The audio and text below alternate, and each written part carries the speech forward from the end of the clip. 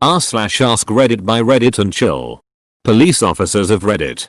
What are some laws that you feel uncomfortable enforcing because you disagree with them? Worked for a city station in Australia that fully expected that we would give tickets to people for being homeless or begging for money. These tickets were $600 at least. I pretty much refused to give them out because it felt barbaric. Like homeless people didn't already have it rough enough without getting a $600 ticket, which if they didn't pay would turn into a court case warrant. How were they gonna pay it anyway? The only point to it seemed to be to kick them while they were down.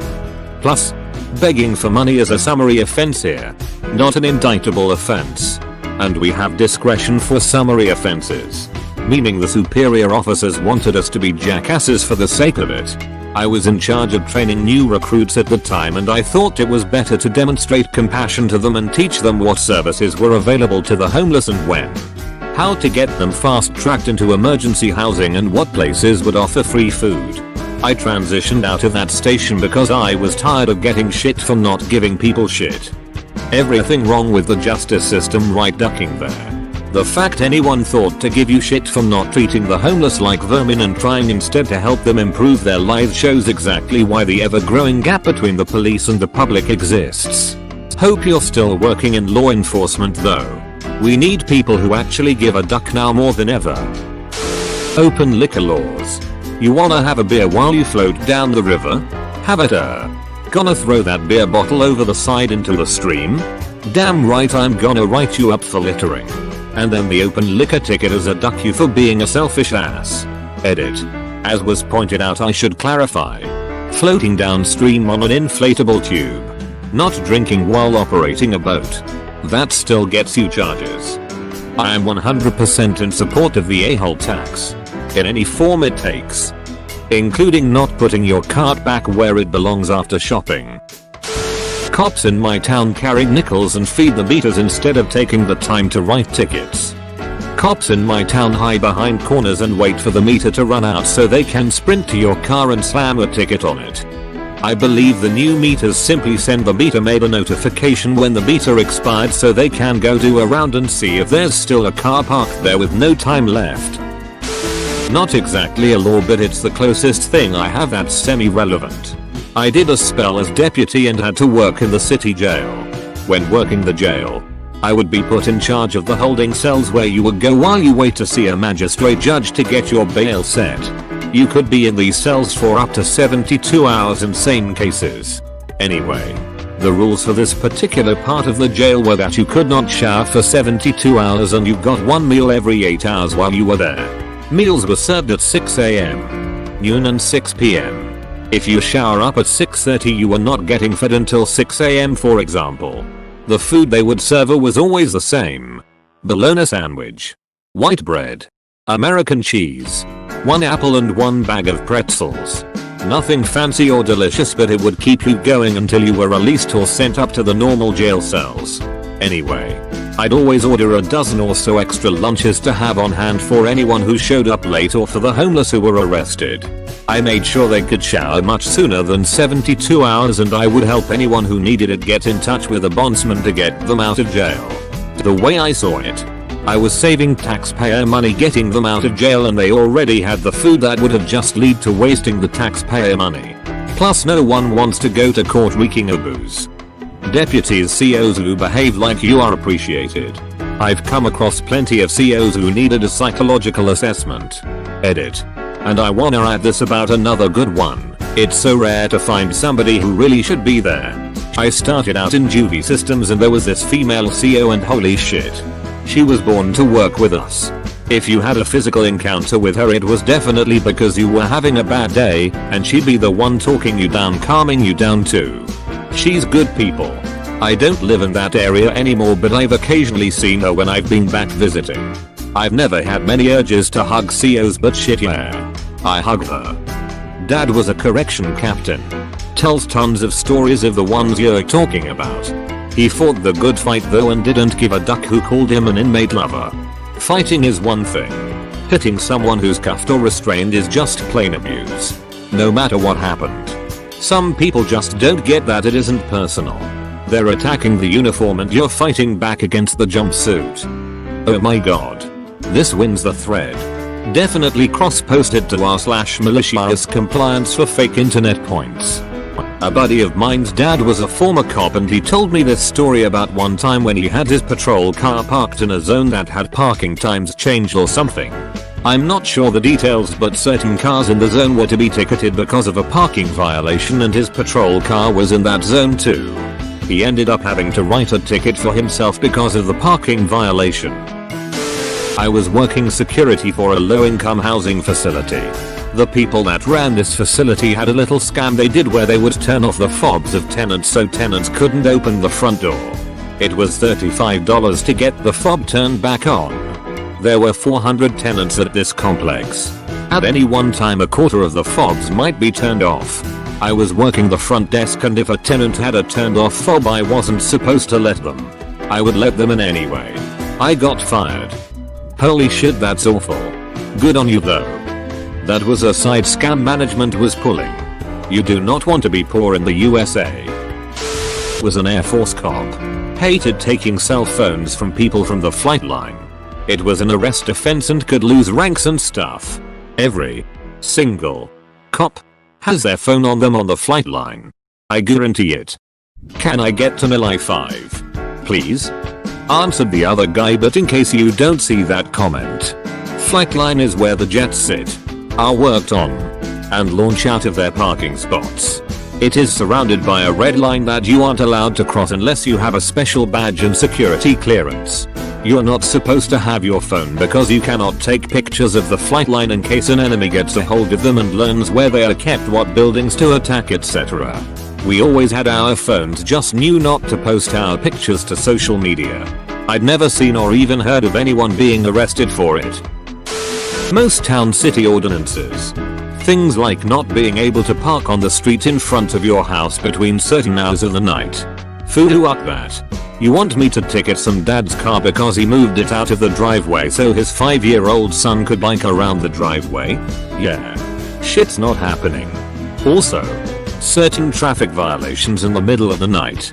You forgot to signal your merge when you're the only vehicle on a 2-lane road at 3 AM. God help us all. Recently expired DLs and plates. A neighboring city wrote a car whose plates expired 11 minutes prior. Full stop. He said the person should have known it was about to expire and taken care of it ahead of time. Oh, duck right off. We have all had life interfere with things. There's a huge difference between letter of the law and spirit of the law. I would say I'm probably just a terrible cop. But my coffee mug says I'm the world's best policeman. So it's definitely not that. Edit. Hey guys. Thank you. I'm really honored for the golden stuff, but it's not needed. Money is hard to come by, so save it. If you have to part with it, donate to someplace good like St. Jude's. They do good shit. I reckon your coffee mug is pretty accurate. Thanks for what you do. More specifically, for what you don't do.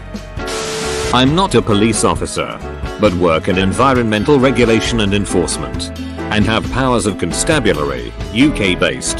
There are pretty much 4 types of people I deal with.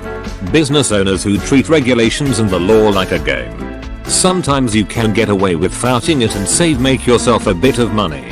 Sometimes you win. Sometimes you lose, but it's not personal. People who go out to flout the law because investigating environmental crime is relatively under-resourced and it's a good way to launder money. Farmers who are too tight or skinned to pay to ensure their farm infrastructure doesn't kill an entire river. Homeowners who simply are having a shit day and something goes wrong like an oil leak. Or their septic system breaks down. Types 1, 2 and 3 are absolutely fair game to go after. You own a business? It's your responsibility to make sure you stick to the law. Type 4 go? Okay, technically yeah, you've just discharged 1,000 liters of oil from your oil tank into a river. But let's be honest. That's in no one's interests. Why on earth would I hammer someone like that for technically breaking the law, when they've already got enough headache of replacing that oil, remediating the land, replacing the tank etc, etc. Yeah, we'll recover our costs because that's fair. But I'm not about to throw the book at someone for being unlucky. I haven't been a cop for a while, but I had a very brief stint as a deputy sheriff a handful of years ago. I struggled a lot with situations in which addicts were criminalized. There was one man who I remember who had been out on parole but got caught with drugs in his system. Because of the failed drug test he was getting sent back to jail, and unfortunately, I was the one who had to take him there. It crushed me. It was an older dude who clearly didn't mean to cause trouble and clearly didn't want to be in this situation. He needed treatment, not jail time. We also had a lot of people come through who were using synthetic drugs, like bath salts when nobody knew what they were, and Bath and Body Works took their bath salts off the shelves. It was frightening to see some of our frequent flyers come back to us more and more incoherent because of these drugs and the permanent damage they were causing. But the truly heartbreaking moment was when I was transporting a young black man who was in for marijuana possession, and he said, "The next time I'm just using that synthetic shit. Your tests can't see that in my system." I went full on mama bear and told him, basically begged him, not to mess with that stuff, and relayed some of the things that I had seen. I have no way of knowing if he ever listened to me, but I really hope he did. Ultimately, my experience in this job changed my intended career path. I had been planning on staying in law enforcement for a chunk of time and then going to law school. I even had judges ready to write recommendation letters and a solid LSAT practice test score. But to see so many stupid and morally debased laws being upheld simply because that was a precedent didn't sit well with me. So I left that job and became a documentary filmmaker instead. Much less lucrative, but a more immediate way to work for justice. I'd love to check out some of your work. Could you share some of the films you're most proud of? Oh wow. I wasn't expecting anyone to ask that. Well, my thesis project is about to enter the festival circuit, so I can't share the whole thing. But here is the teaser. I have other work too, but this is the most political piece I've made so far. I'm just getting started professionally, but I'm getting started on a new feature doc, and I'm currently working on an application for a grant to make something about the US justice system. Fingers crossed. If you want to hear something really crazy, my roommate is also a documentarian and she's about to live on a research boat in the Arctic for half a year. My best bud, known him 20 years, and his entire family are cops. Dad, mom, sister, and 2 brothers. All cops. Anyways, I have dinner with them from time to time, and I recall one time his brother discussing having to go monitor a protest with all the other cops in their riot gear.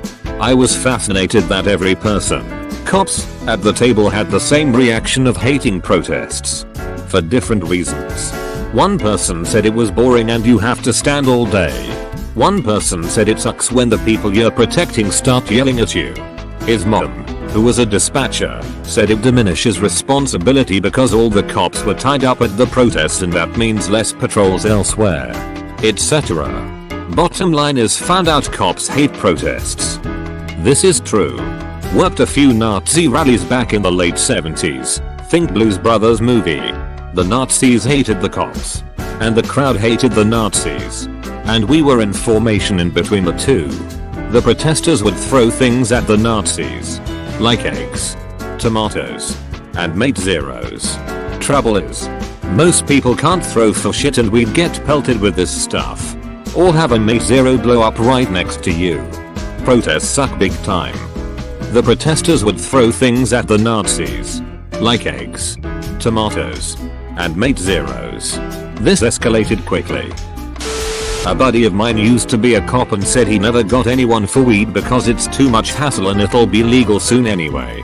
What do you mean the suspect had 5 kilo of weed? No. There was nothing in his car. 5 hours later at his house. What 5 kilos? Only saw 4. I've had a few good experiences with reasonable cops over the years. One time I was rolling into a small town in western NY in a snowstorm and had a radar detector on the dash. I see a cop coming the other way and beep. I look down and I'm going like 32 in a 25. I look in the mirror and he flips around and I just pulled over and waited for him to catch up. He gets out and says, "You were going a little fast back there. Why'd ya pull over?" I said, "Roads are slick. Didn't want ya to have to catch up to me." He goes back and runs my plate. Comes back and bullshits with me for a couple and says, "You have a good day. Getting out of the snow." Friend of mine is a cop in a small town in western NY. He's told me before how much he hates having to chase people. And people who know they are the reason the cop put his lights on and just pull over right away are much less likely to get a ticket. I had a run-in with the cops a few years ago where they could have easily taken me for at the very least public intoxication.